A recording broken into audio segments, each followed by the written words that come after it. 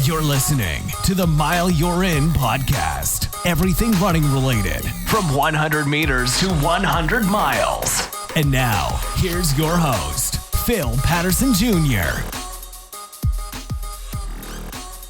What's going on, everybody? Welcome back to another episode of the Mile You're In podcast.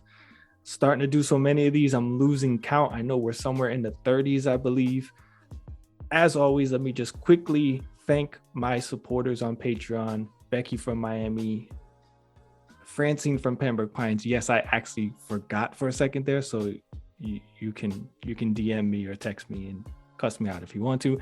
And the anonymous supporter who wants to continue to just give shout outs to friendships in honor of their support. I thank you guys for the continued support and everything you do. Now, I want to reintroduce to you a guest that I had on literally 51 weeks ago. And she is now the first person who has been on the show twice, other than me, obviously. But welcome back, Stephanie Davis. Thank you, Phil, for having me back. It's good to be back and to just catch you up with everything that's going on in my life thus far.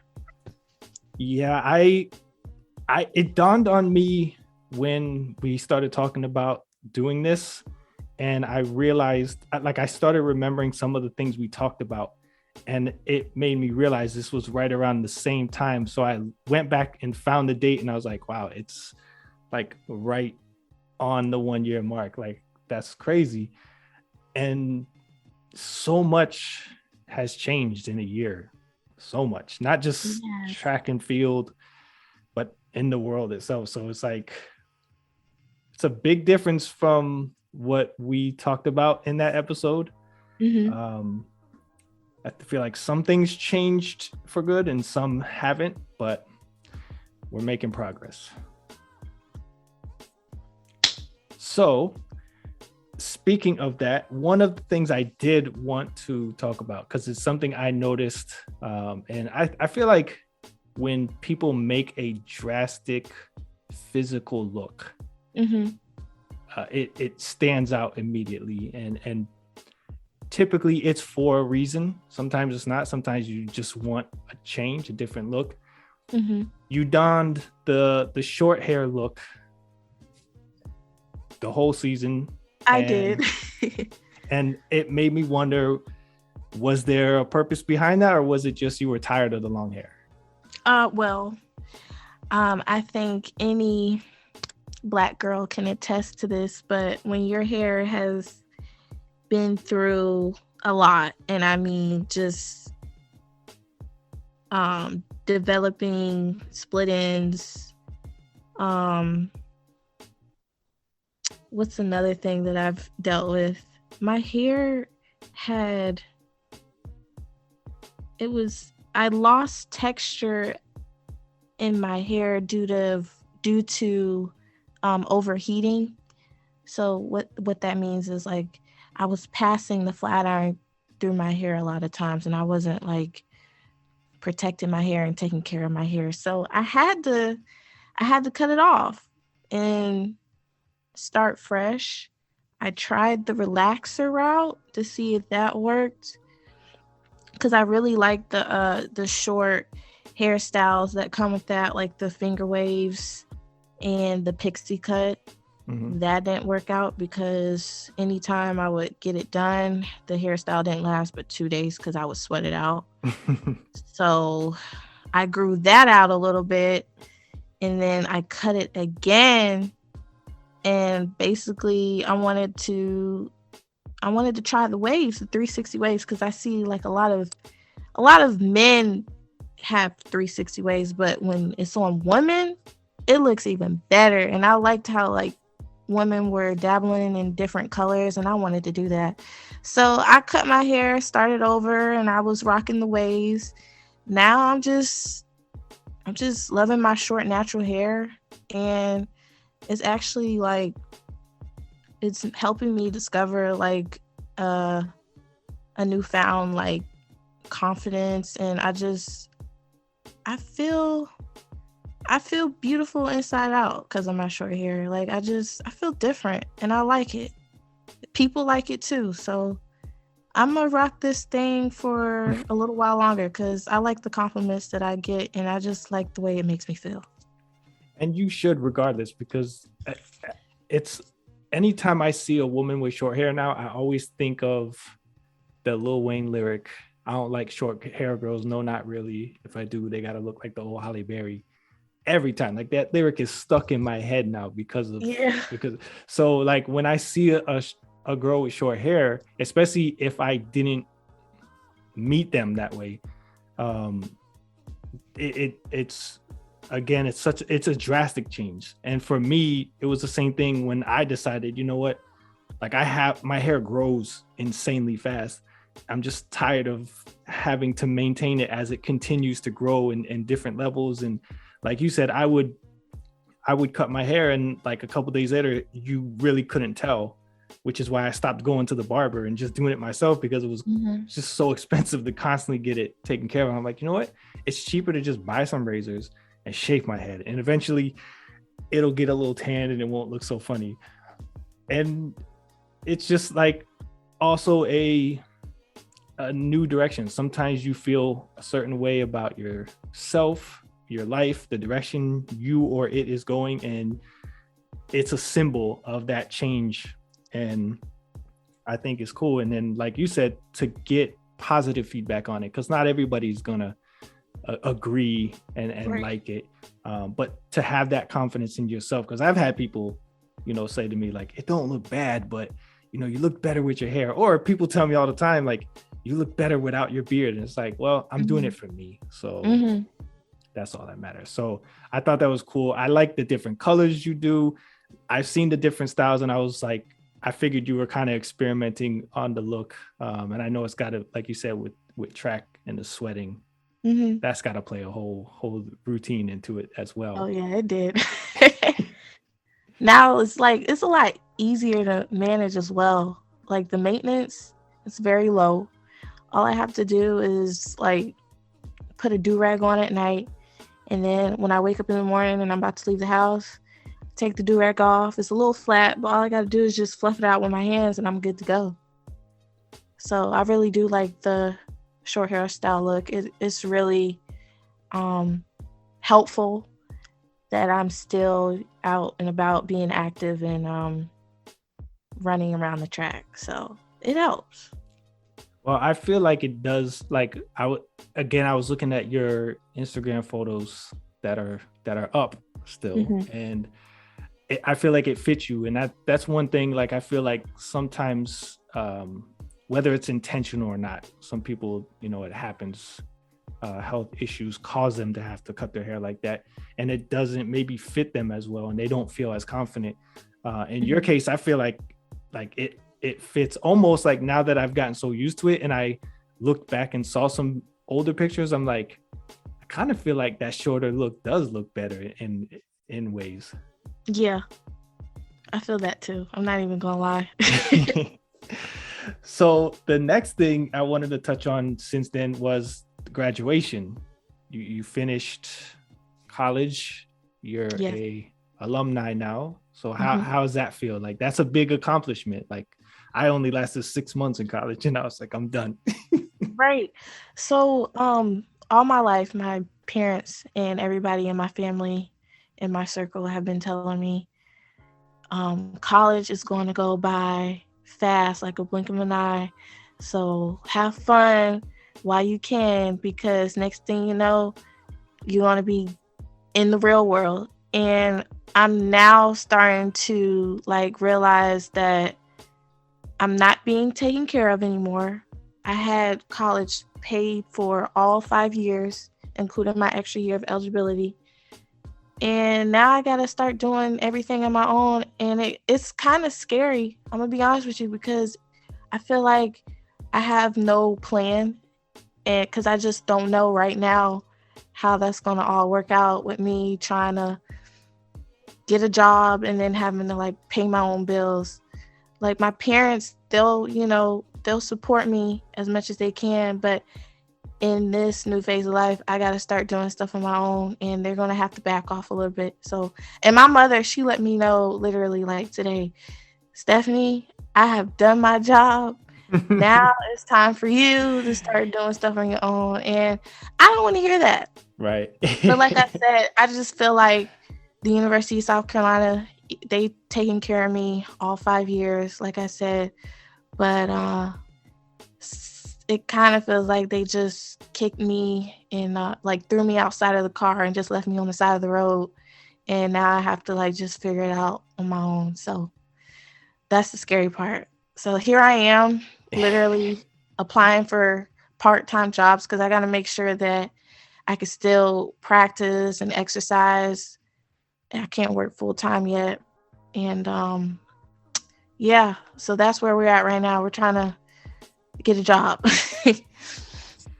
and that's a tough thing to do right now because like it you see, like I've looked just to get an idea as I work towards applying for IT positions, and I see so many out there, but like every day I look, it's like new ones are constantly come up, and the ones that I seen or saved and had interest in are gone. And it's like it's fast paced moving, and you kind of get lucky or blessed, however you want to look at it, when the opportunity comes, because things are wild out there right now. And it is. And from my experience of talking to a lot of people that have gone to college and have degrees, you know, it doesn't guarantee you anything because they're still looking at, okay, well, how much experience do you have now? And it's like, well, what was the point of me going to get this degree if that's not even really, like, you want me to have this just to apply, but now you want me to also have this experience, which I got to get in the door somewhere to get the experience first. So, you know, I definitely feel you there. And, you know, I wish you luck on that, because I know it's definitely stressful, and the way everything has gone up this year in pricing, and oof, it's not easy for sure. It's not. And I think, I'm not sure, I feel like we talked about this in our last podcast, but the mention about like how nowadays like it's very competitive. Like a bachelor's degree isn't enough anymore for you to get a decent paying job. Now jobs are looking for a master's degree or anything higher than that. And you know, I did consider grad school. I mean, I was in grad school, but only for a year. And you know, grad school is 2 years. So I only could get a certificate with the 1 year that I had. And that's nice to add to my resume. But I'm starting to realize that although a master's degree is nice to have in hand and like a part of your accomplishments, at the end of the day, it's also like the people you know. I know you mentioned experience, but like what connections do you have as well? Like who do you know that can put your foot into the door and get you the experience and the career path that you want to take? So I think I'm gonna utilize my connections and see where that can take me. That is very true, and especially now with the connection you can make on social media and being able to message somebody and use a friend of a friend as a connection, where, you know, back in the days that wasn't possible. It was word of mouth. If you happen to get lucky and have a conversation with somebody and say, hey, I'm looking to get a job here, and you just hope that they know somebody. Now you could post it on social media, especially with your reach, and someone you don't even know, someone just following you could be like, oh, I have somebody that works here that might, you know, and bam, next thing you know, you're hooked up with something. So that is very true. And with it being, you know, the end of your college career as a student athlete, you know, we talked about the student part of it. The big thing, any of us that follow you, we know it's the track that's majority of your posts and your stories and what we follow you for. some ups, some downs. The indoor and outdoor championships I know are like the big thing for college. You had some personal bests.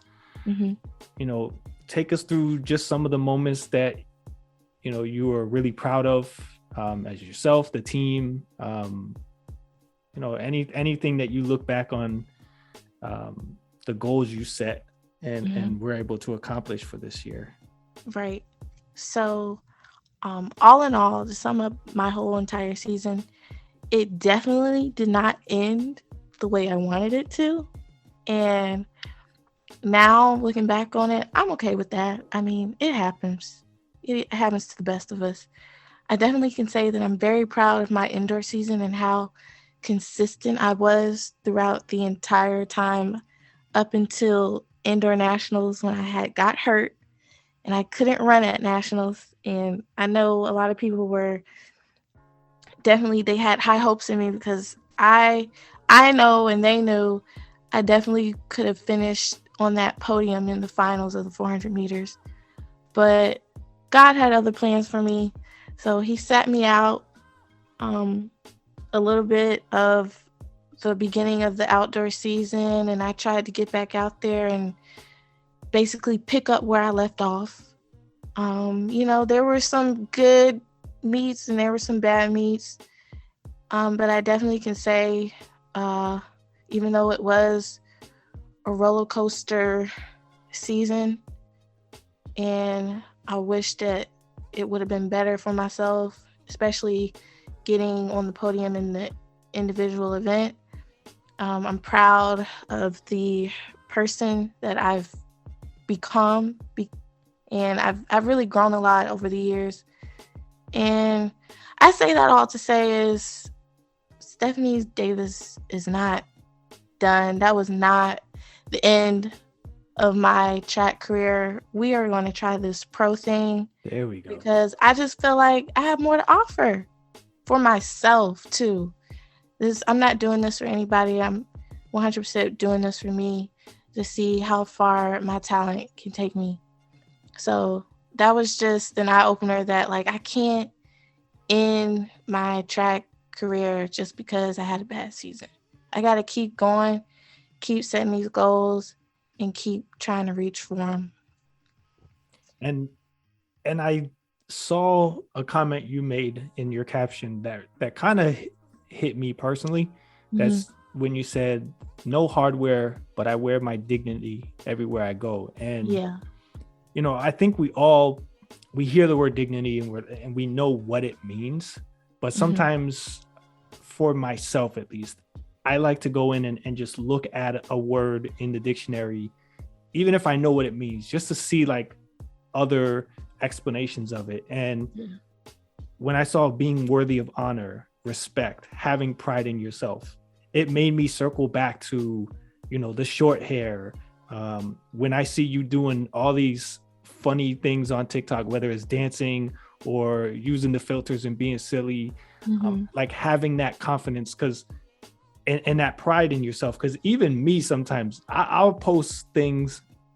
I've gotten a little bit more comfortable, but even me, I like delete a lot of stuff, or like I think about it and I'm like, I'm not even going to attempt recording that. Where you're just you are accepting of who you are, what you can bring to the table, how you look, what you represent, and you're not afraid of that. And I think that was what kind of I took from that caption, that no matter what happens, you're Stephanie Davis, and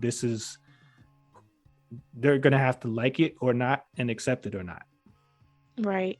And it's interesting you bring that up, like being more confident, because I actually saw you post this video of you singing and I looked at it and I was like, wow, he's bold. Because I personally, I could never do that. I know I don't have a nice singing voice, so I don't want to do that to myself. But I definitely appreciate you for noticing that I just give, I show people who I really am, and don't try to like, hide that from anybody. Like this is me, and like you said, if you like it, you like it. If you don't, you don't. But I'm gonna continue to be me.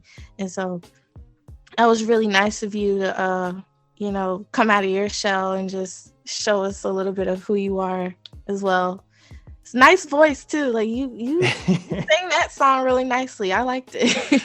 Well, thank you. I definitely sat there, I was listening to it, and I think the more before I posted it, I'm like, let me make sure I really want to post this. And the more I listened to it, the more, you know how we are, we're our worst critics. And I just started nitpicking every little thing. And I'm like, you know what, whatever. Like I've seen people post some of the what I would consider the most embarrassing thing ever. Mm-hmm. And next thing I know, it goes viral. Now I don't post it for that reason, but I'm like, you know what? I might think this is terrible and it might blow up and get a lot of compliments. And I got a lot of positive feedback, which was very surprising to me. I figured most people would just ignore it because it was bad, but it just goes to show you, if you don't care what people think and you just have fun and enjoy life and do whatever it is you want to do, as long as it's legal, then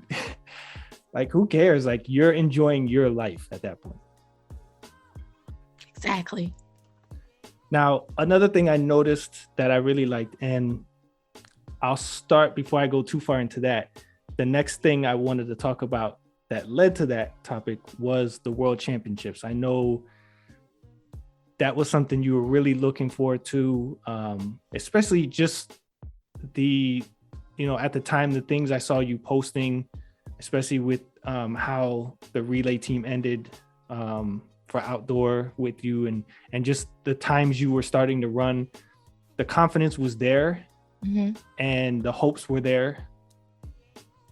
Things unfortunately didn't work out. And I gotta say, I say this a lot, but the 400 is just ridiculously loaded with incredible athletic women. It's it's almost unfair. It's like one of those things where there should be two different divisions almost, because it's just there's so much talent in there that doesn't get to go to different events and achieve so many things, because it's like running up a hill that's full of mud.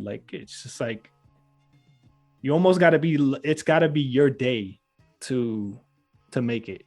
It's just tough. So I wonder what's that like for you, where I know it's a nervous environment no matter how many times you've competed, and you've been in world championships before to compete.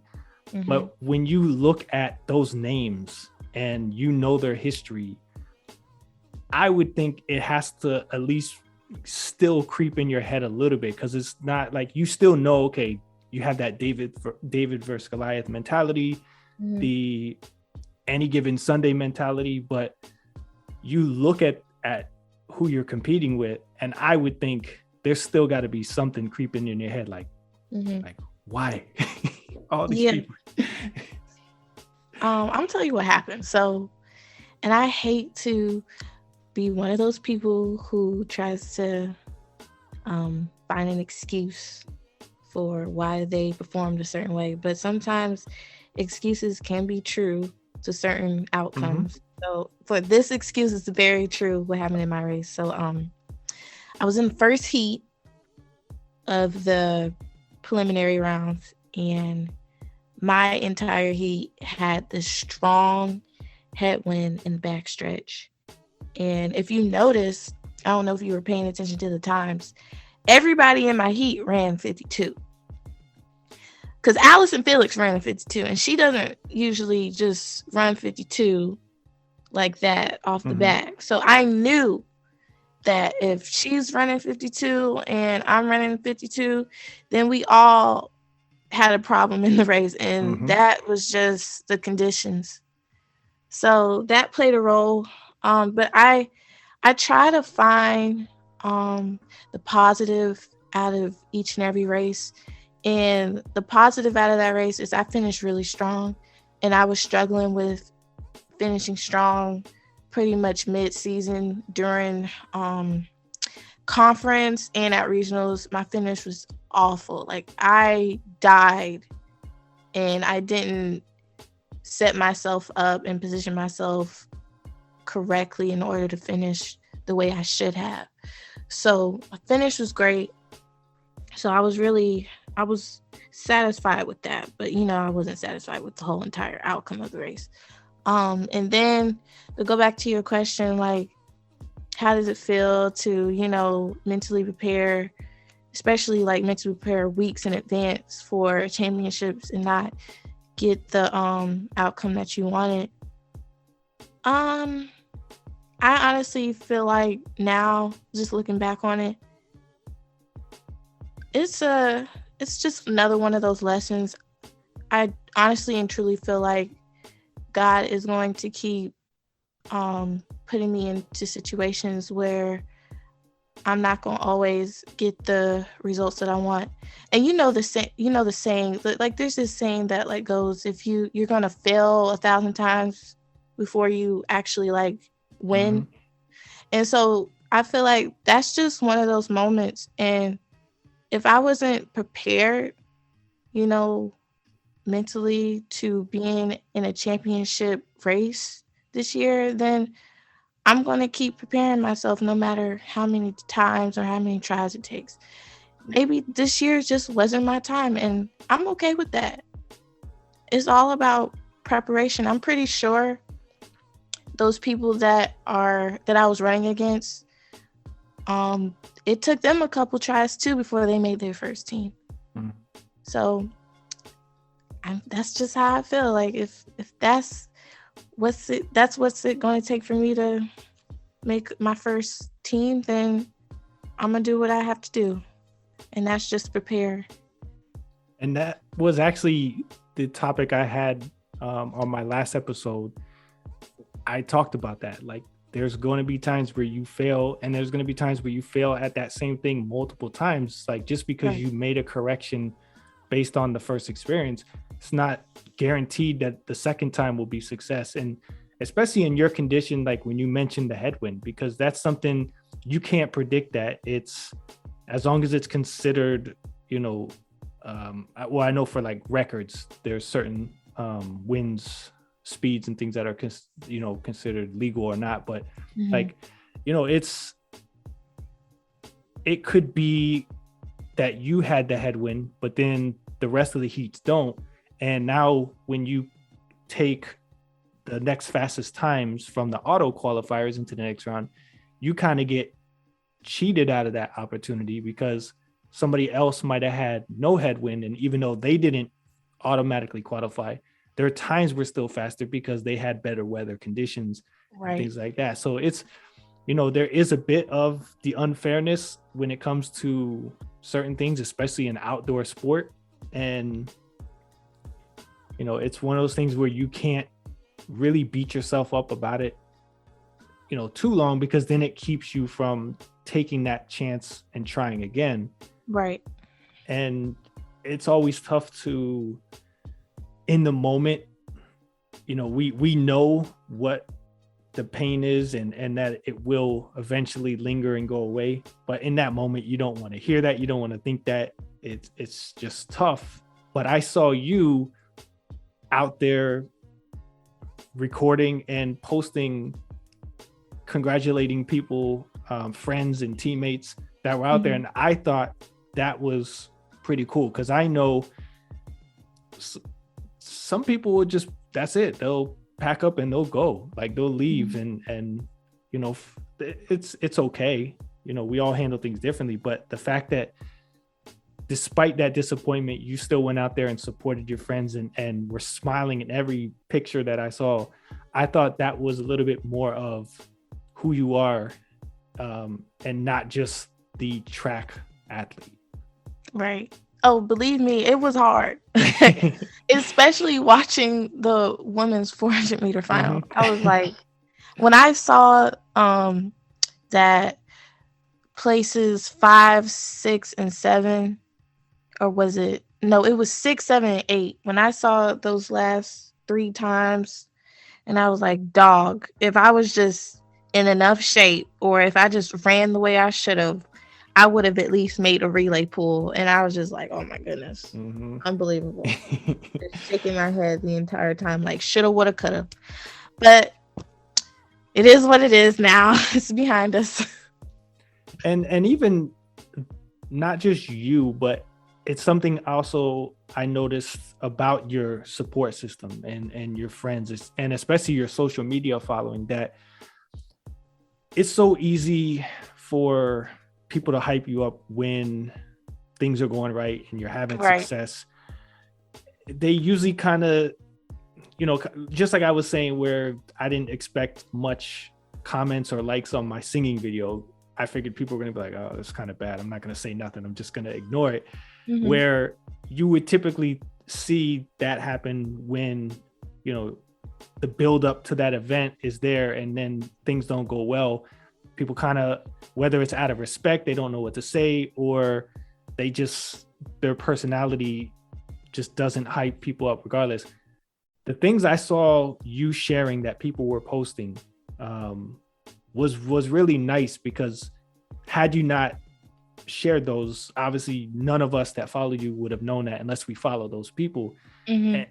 And that was kind of eye-opening to me to see, look at the type of support this person has, even despite a heartbreaking experience. And they're over here reminding her of the accomplishments and everything she's done, and how she's encouraged them through all of it. I think that's something that we should all be grateful if we have people like that in our life to constantly hype us up no matter what. Yeah. Like, how did that make, because I would think, like, I know I get emotional during a lot of the downfalls, and then people start saying really nice things about me, and it's like a mixture of emotion. What was that like to see all of that despite what happened? It was very comforting, for lack of better words, because like you said, there are a lot of people that I know who only hype me up when things are going good. But for the few people to still send me paragraph text message saying, oh, Stephanie, you had a wonderful season. Don't beat yourself up. This is only the beginning. It really just, it made me feel really good. And I'm looking ahead. I'm not looking back anymore, because you can only go forward, right. And just fix those mistakes and only just improve and become better on the track and off the track. And because I had just thought about it, and I was like, let me go back and see, just out of curiosity. Because I remember that night I stayed up, because the time zone difference, is 3 hours for me from when you guys were out there competing. Mm-hmm. And when I saw your result, I wasn't able to watch live. So I was following the website that would continuously update the track and field website. And right. When I saw it, I was like, okay, there's, maybe there's still hope. I had to watch the rest of the heats, which makes it stressful, because, you have, if you're the first heat, now you have to wait for all those other heats. And once it became reality, I was like I felt heartbroken for you. And I looked just now to see, and I realized I sent you a message at 12:03 in the morning. I'm normally not up that time of night. Yeah. So like it kind of tells me like that I, not trying to hype myself up here, but like I look at that and I'm like, I don't remember. I have a lot of people I know that didn't have success, that went on to the world championships just like you and didn't have success. And I don't really recall messaging any of them. Maybe I posted a comment, but it was something about you and kind of, I feel like the social media long distance friendship that we have joking around with things, that I just felt led to send you that message. And I'm looking now, I'm like, man, I was up till 12:03 rooting this girl on. And I think that's why I felt the heartbreak for you. Because I felt like I was there. And I think that's what you do. Your personality and your confidence, that dignity that you talked about, it spreads into us that follow you. And I can only imagine even more the people that are physically around you. And I wanted to say that as encouragement to you, going forward with the professional career and the job search, everything. Like you are an inspiration to people. Thank you. That was really nice of you, because I never knew that like I could have that effect on people. I really just be posting anything. So that means a lot. So thank you for that. Of course. So we've talked about the final year of college, the whole career, as a student, as an athlete. And it makes me wonder, I think we all have that moment of reflection. Is there anything you look back on now and wish that you did differently, or do you have that no regret mentality?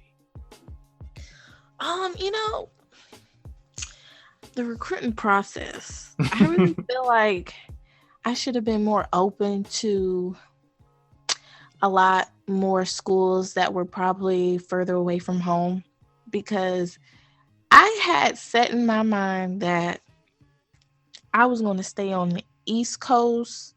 I wasn't going to be too far from home where I can't go back and visit over break, or be somewhere where there was family nearby, because I'm realizing like there's a lot of other schools that are getting more money than I was when I was attending South Carolina, but that's neither here nor there. I'm glad for my 5 years correction at South Carolina, and I wouldn't change it for the world, but I sure do wish I was getting a lot more money than I did.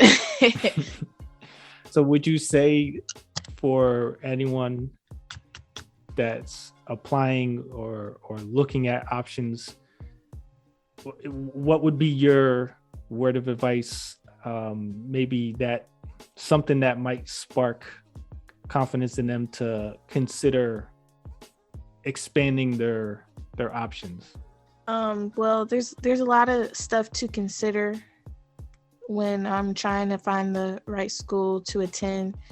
But as far as track, if you can't visualize or see yourself being a part of like a community or a family with your potential track team for the next 4 years, don't even bother choosing the school. It's a feeling, like it's like this gut feeling that you have to know that this school is right for you. So if you don't have that gut feeling, keep looking. Well, and I think that's why we see so many people. I know sometimes it's there's levels to the degrees, and sometimes you have to start at one school in order to work your way up to be eligible for another school. Right. Or sometimes you just have those multiple options and you kind of just pick, like you said, what feels best. Right. And maybe something changes along the way. I think that's one of the nice things about it, is having options where you're not stuck if things aren't working out. Mm-hmm. But I just always wondered that, because I feel like some athletes, and I feel like I see it a lot more now in football and basketball specifically, where you're seeing all these athletes entering transfer portals and things because, maybe the playing time isn't what they expected, or the coach leaves, sanctions are happening left and right these days. And now the whole, getting paid for your image and things like that. It's become so much more like a business and not so much like a school related thing. And I think that's it. I saw somebody post recently that the NCAA should no longer, at least for like some sports, specifically like football. And I feel like maybe even track and field, basketball, baseball, a lot of these bigger sports should no longer be controlling it. Like it should be its separate thing, because it's becoming more like a business, and there's so many more opportunities out there for you guys as on the athlete side of it, but they control both of it because you're a student athlete and they put that student first. And I feel like you guys get robbed of so many opportunities, even now with the changes that have been made. I'm actually trying to think, because like I know everybody was excited about the NIL thing, right? Mm-hmm. But for me, like I kind of knew, like, okay, this is nice. People can get some monetary funds based off of their name, likeness, and image, but what's the catch? It's always a catch. Mm-hmm. And I know, because I've been always like giving the side eye to the NCAA and its board of directors. You know this from the first. Yep. Yes, you know this from the first interview. So, I mean, that's what I've been trying to just pretty much figure that out. I know, like, yeah, this is great for athletes, but there's just something, and I can't put my finger on it. And I probably do know it. I just can't think of it at the moment right now. But like I said, there's always a catch. NCAA, even though they've given us what athletes wanted, what are you taking away behind the scenes? There's always a give and take. Yes, it is. So for them to give you something, they're losing. They're going to take something away so they can gain it back in another form, another manner. Exactly. I think about, you mentioned it kind of being kind of just thrown in the water, sink or swim, as far as the career goes. And then I think about the professional athlete side of it. I have a few friends that I've talked to that are still trying to, they compete. Some of them were competing in the world championships, just like you, but outside of college now as regular working athletes who are professionally unattached at that point. Has anyone, like anybody you've competed with or former teammates that have graduated before you, has anyone kind of given you some tips or suggestions on seeking, a sponsorship or a deal or something to help you along the way of being able to remain competitive? Because now it goes into, it's not an even playing field. Yes, some schools will have better options and facilities and things like that, but now you're going from, there's not even a minimum level of fairness. It's, you're either doing it all by yourself or you got somebody helping you. And I wonder how that's navigated, what that preparation is like. Right. And if I can add, some people who are professionally running aren't all under shoe contract either. And a lot of the stuff that they're paying for is coming out of their pockets, and they have to in order for them to do what they want to do, they have to spend some money and even work part-time jobs, which is probably something I'm going to have to do in order for me to get a shoe contract myself, because I wasn't one of those fortunate athletes out of college who just got a shoe contract right off the bat. But I have asked some of my former teammates who are currently running professional, especially when it came to the selection of which agent I wanted to be with. And they told me that I should look out for the agent who has a notable roster, basically meaning who are the athletes that are under their agencies, and are they, known? Is it a small group? Is it a big group? This and that. So I've taken that into consideration. Also, like, where am I going to train?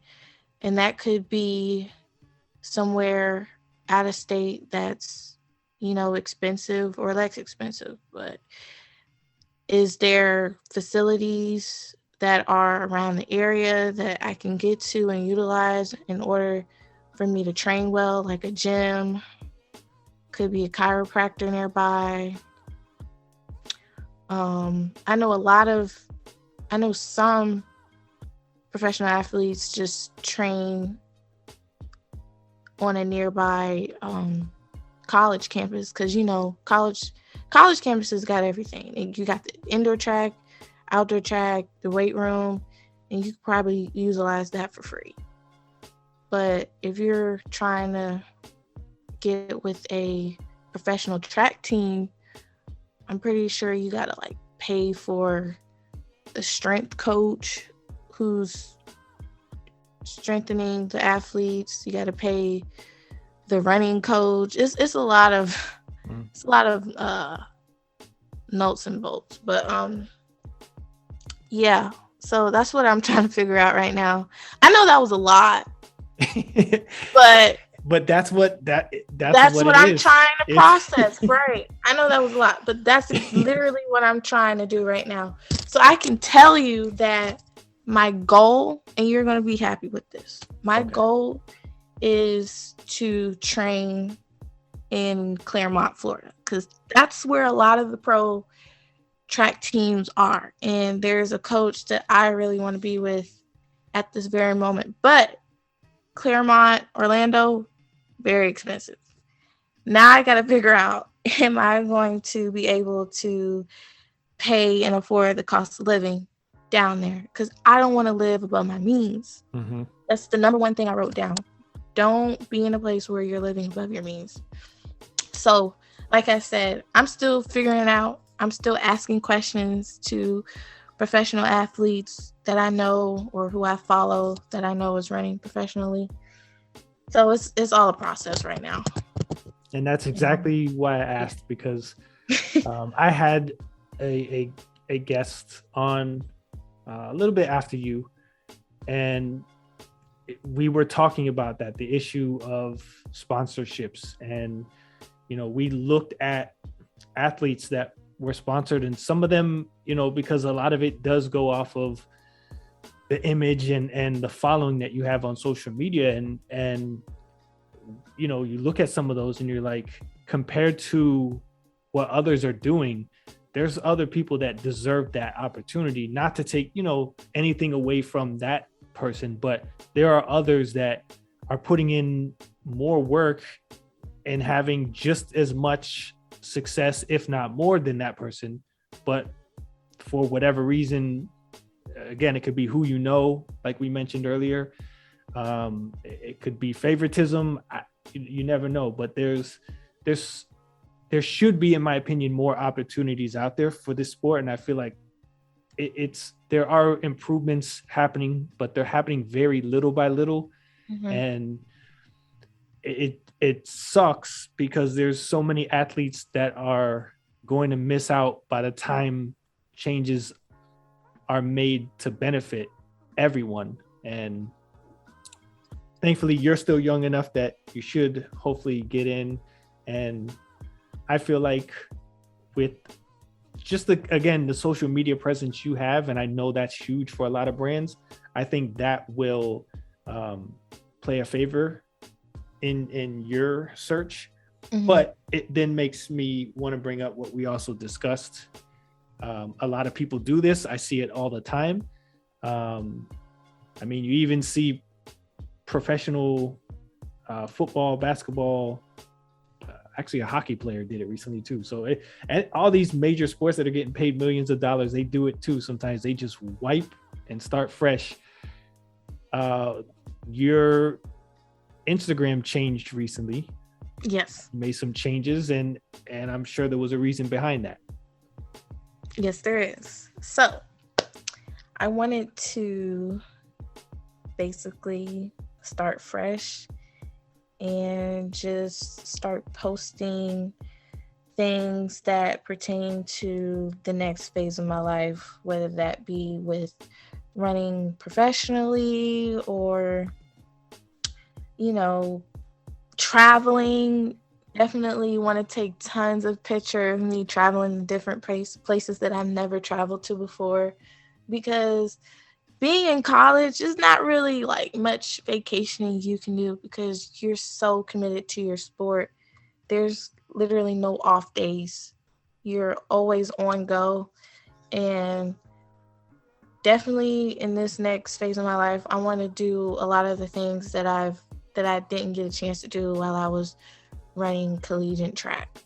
And I want to showcase that and post about it. So that's one of the things I'm looking forward to, just getting rid of the old and starting fresh with the new and taking my followers along with the journey. And my next question then is, because I know there's separate social media, but typically you can find somebody if you have one. Mm-hmm. Are we still going to get the entertainment on the TikTok side of things? What do you mean? Well, if because the Instagram is you're starting fresh. So yes, some people might say, okay, I'm going to do the same thing with all my social media. Yeah. Other people might say, you know what, the Instagram is going to be the little bit more serious, or like show this side of me, and the TikTok or Twitter or whatever will show a different side of me. So I'm just asking for my selfish reasons, because like you're one of the funniest people I follow. So I just have to prepare myself if I'm going to lose some of the entertainment I've been doing. Okay. Yes. So the entertainment will stay on TikTok. Okay. To answer your question. That will remain. I am still going to be Funny Stephanie on Instagram and on TikTok. So it doesn't matter the social media platform. I'm still going to be entertaining all of you guys. And myself, of course, because anytime I post a TikTok and I'm looking back at it, I'm literally laughing at my own self. So I enjoy it as well.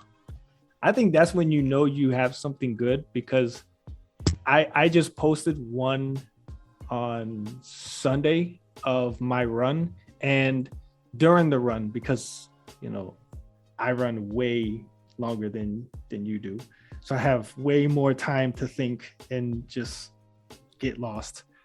And I was like, I want to make a video for my followers to see what I do on these long runs. But I also recently was like, I don't have as much fun. Like the personality people know me for, the goofiness and everything that I display in my life and at work, and even during runs and races with people, I don't really do on my solo runs because I'm by myself. And if I'm thinking anything funny, it's just in my head, because what am I going to do?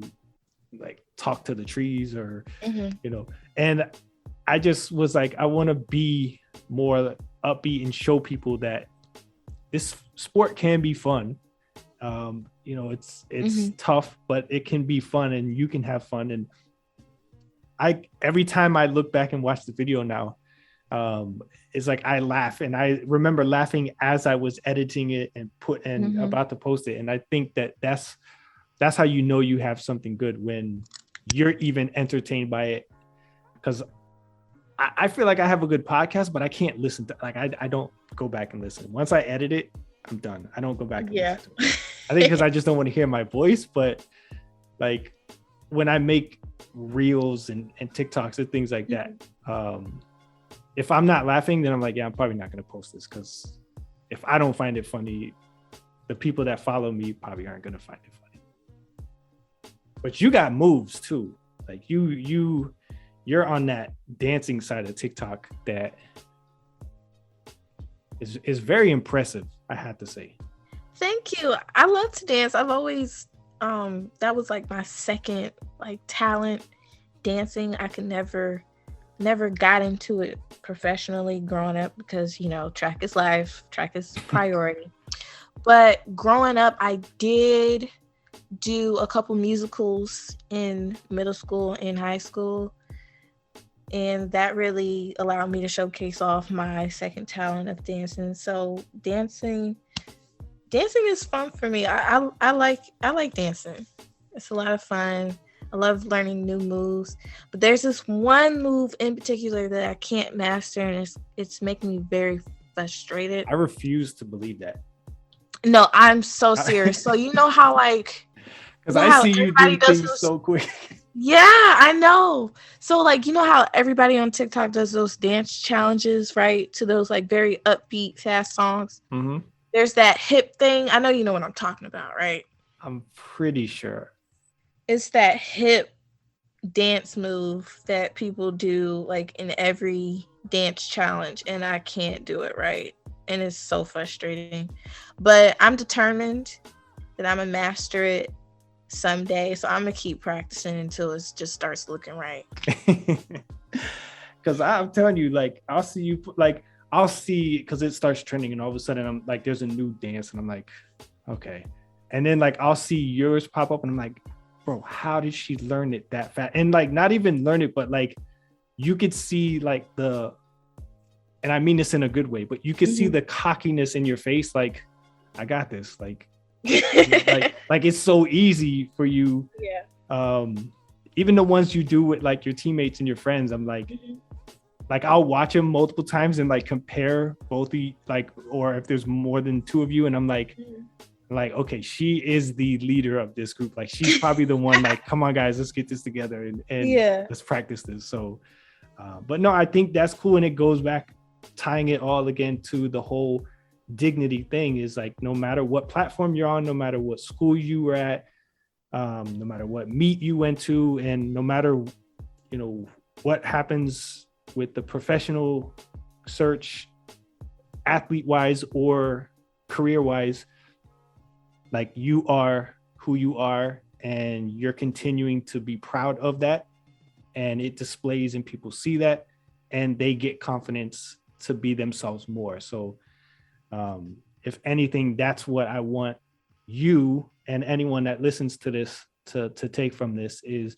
to be proud in yourself, who you are and what you love. Because if you can't, then you're just going through the motions, and life is not going to be fun. And especially as we've talked about the way things are right now, it's tough out here. So if you can't enjoy it with the little bit that you have, then it's only going to get worse. Right. So is there anything as we wrap up here that you would like to say to the listeners? I know you have a lot of friends and family that support you that may hear this, or again, new people that haven't heard you on the show before. My friend I told you was like, oh, I remember her. Oh, her interview was so good. I can't wait to hear the new one. So is there anything you would like to say to anyone that listens to this at all? Anything that you got on your mind? Sure. I'll just keep it short and simple. Never be afraid to show who you are. Be your authentic self. And that's pretty much it. Just don't be afraid to show who you are. Keep being your authentic self. And if some people gonna like it and some people don't, but you just keep being you. That's it. So until the next episode, guys, I've just said what I want you to do. Be proud of yourself and what you do and what you're capable of. Take those chances, just like she's doing. It's okay to be afraid. We all are. Like, unless you're a millionaire, and they're probably still stressing too, but we have way more reasons to stress. But just take it day by day, but make sure you're enjoying life, enjoying who you are, or none of this is going to matter. Right. Life's too short. Have fun while you're still living. And it's okay to be uncomfortable too. There you go, for sure. So some of y'all can start posting singing videos too.